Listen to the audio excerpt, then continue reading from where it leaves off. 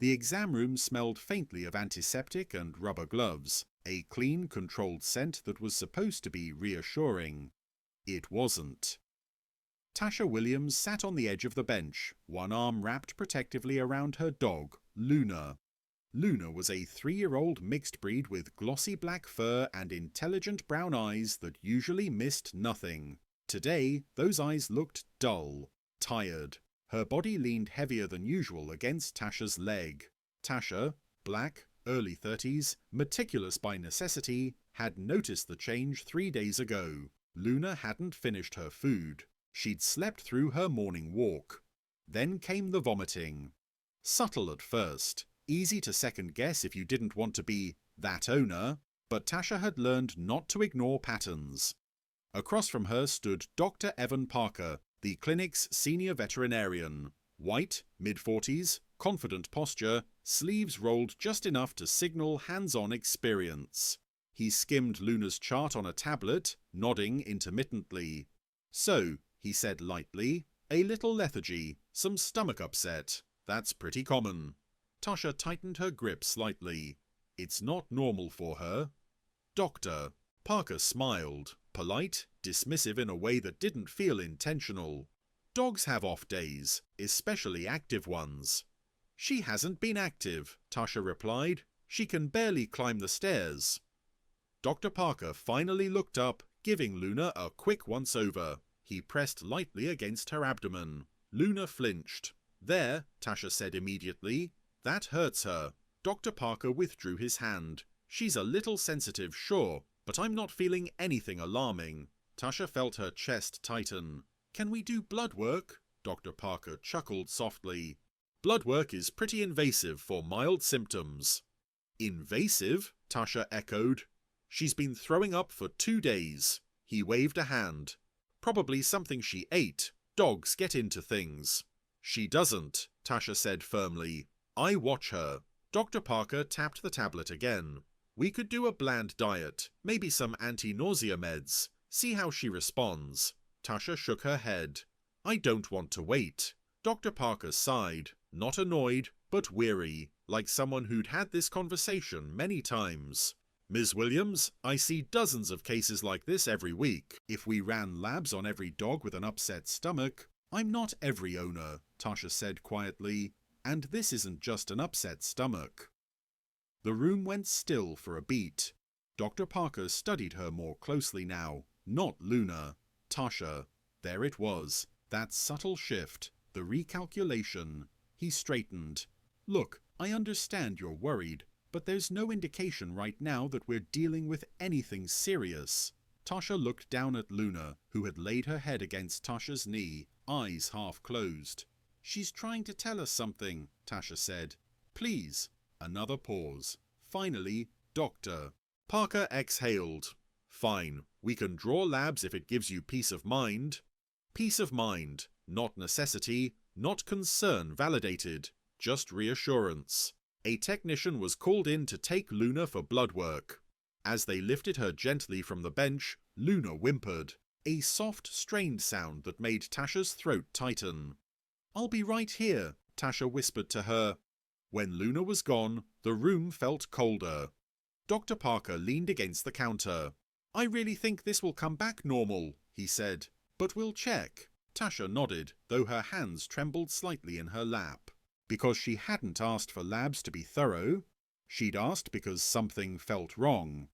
And as the door closed behind the technician, Tasha had no way of knowing that the lab results, still processing down the hall, were already beginning to contradict everything she'd just been told. They just hadn't arrived yet. But when they did, they would stop this appointment cold.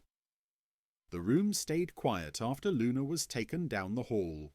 Too quiet.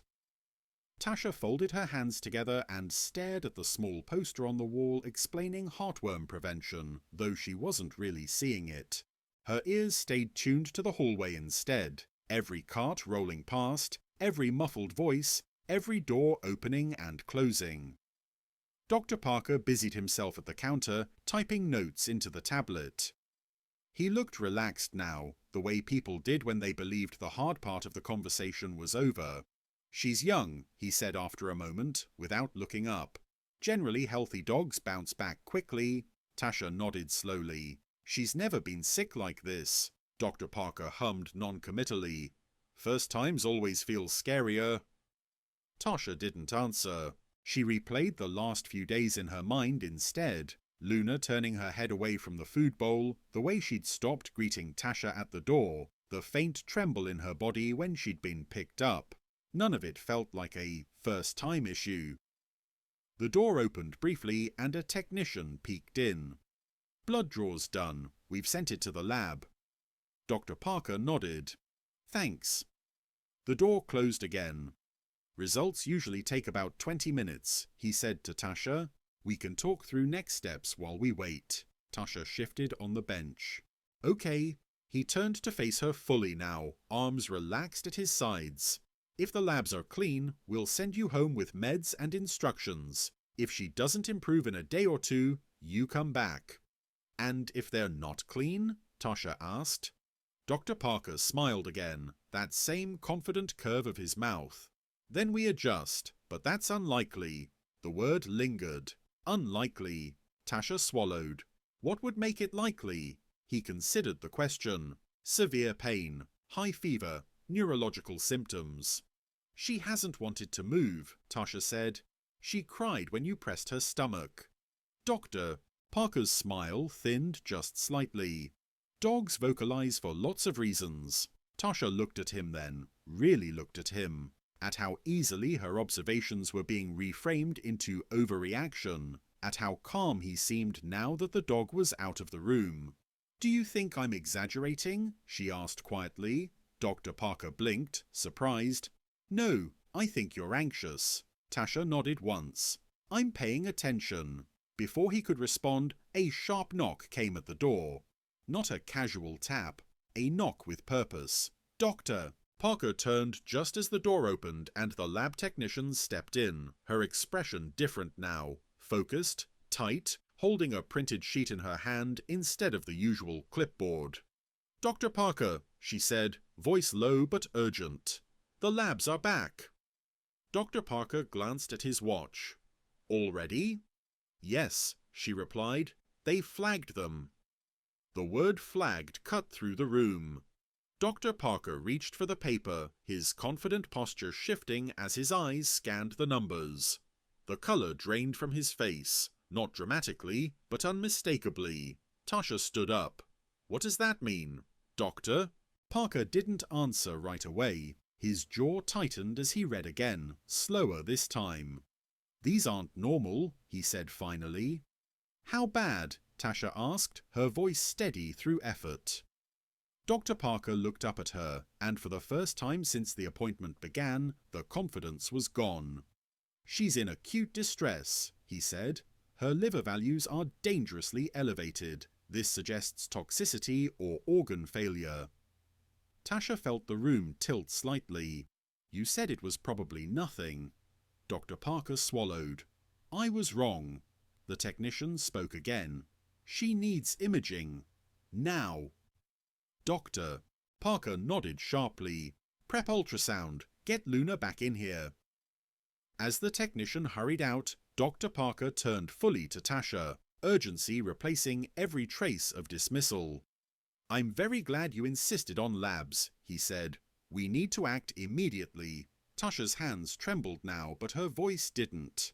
"I told you something was wrong." Dr. Parker held her gaze, the weight of that sentence settling heavily between them. "Yes," he said quietly. "You did."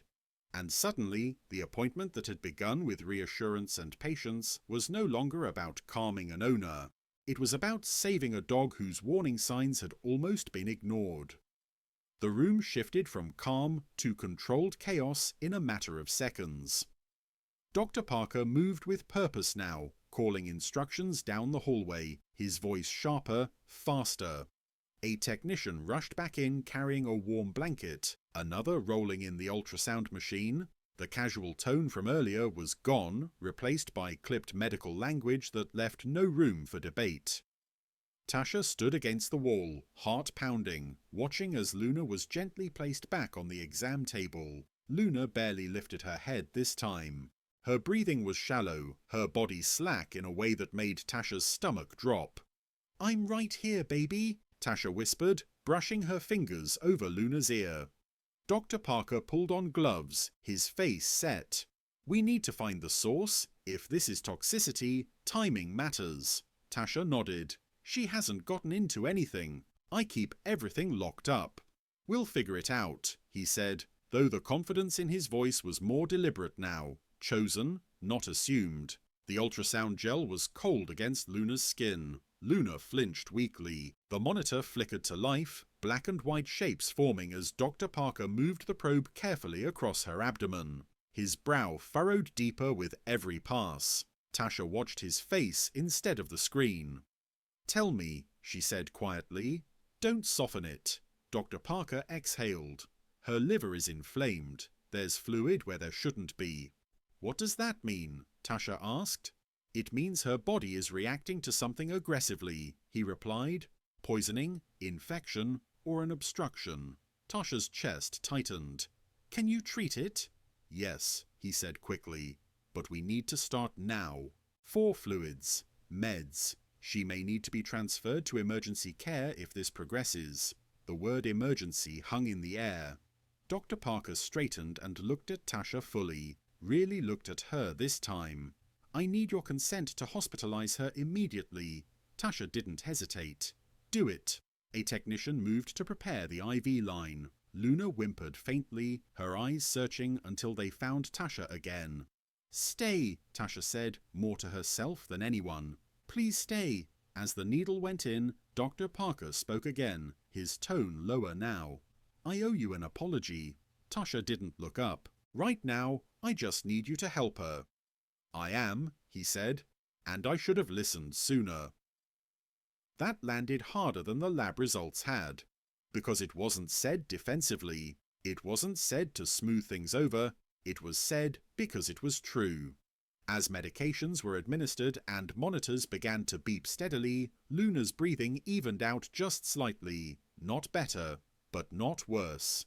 Dr. Parker glanced at the numbers, then at Tasha. "We caught this early enough to intervene." Tasha felt tears burn behind her eyes. "Early enough because we did the labs." "Yes," he said. "Because you pushed." Silence settled again, but this time it was different. Tense, fragile, filled with effort instead of dismissal. Tasha stayed by Luna's side as the staff worked, her hand never leaving her dog's fur. She thought about how close she'd come to being sent home with reassurance and instructions to wait. About how easily she could have been convinced to doubt herself. And she knew something then, with painful clarity. If the lab results had arrived even 20 minutes later, this room might have been very quiet for a very different reason. Luna stayed overnight. The clinic called Tasha every few hours with updates, small changes, careful adjustments, cautious hope. Tasha didn't sleep much. She lay on her couch with her phone on her chest, replaying the appointment again and again, imagining the version of the day where she'd nodded, accepted the reassurance, and taken Luna home. That version ended badly. By morning, Luna's liver values had stabilized enough to rule out the worst outcomes. The diagnosis came later that afternoon, an acute toxic reaction, likely from something ingested on a walk, colorless, odorless, impossible to predict, but treatable. Dr. Parker met Tasha at the clinic when she returned, his tone markedly different now. No rushing, no dismissiveness. Just focus. She responded well, he said. "If we'd waited another day, I don't like to think about the alternative." Tasha nodded, swallowing hard.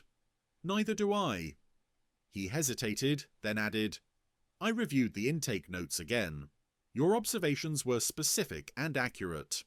I should have weighed them more heavily." Tasha looked at him steadily. "I wasn't guessing." "I know," he said, "and I'm sorry." This time, the apology wasn't a formality. It was an acknowledgement. Luna was discharged 2 days later, thinner and tired but alert, her tail giving a weak thump when she saw Tasha. Tasha laughed and cried at the same time as she knelt down to hold her. At home, recovery was slow but steady. Medications, follow-up labs, short walks. Luna followed Tasha from room to room again, not out of anxiety, but out of comfort. A week later, the clinic emailed a survey. Tasha filled it out carefully. She praised the emergency response. She noted the lab efficiency. And she described the first 15 minutes of the appointment in clear, factual language. No anger. No exaggeration. Just the truth. 2 weeks after that, Dr. Parker called her personally. "I wanted you to know," he said, "we've updated our intake protocols. Owner observations now trigger earlier diagnostics." Tasha closed her eyes. "Good. Because you were right," he continued, "and listening sooner matters." When Tasha hung up, Luna nudged her hand with her nose, eyes bright again. Tasha smiled and scratched behind her ears. "You tried to tell them," she whispered. "I just made sure they heard you." The lab results hadn't just changed the appointment.